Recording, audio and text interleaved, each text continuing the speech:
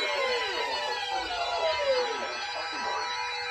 proceedings was a test of weather radio station WXL70's public warning system. During potentially dangerous weather situations, specially built receivers can be automatically activated to warn of an impending hazard. Tests of the signal and receiver's performance are normally conducted between 11 a.m. and noon each Wednesday. If there have been a threat of severe weather, the test will have been postponed until the next available good weather day.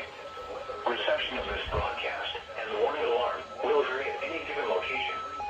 This variability, normally more noticeable at greater distances from the transmitter, can occur even when you are using a good quality receiver in good working order. The warning alarm will be activated for hazardous watches and warnings.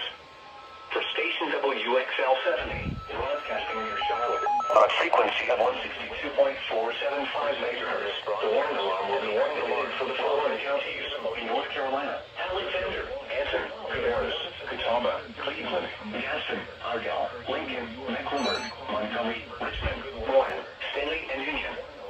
In South Carolina, Cherokee and York.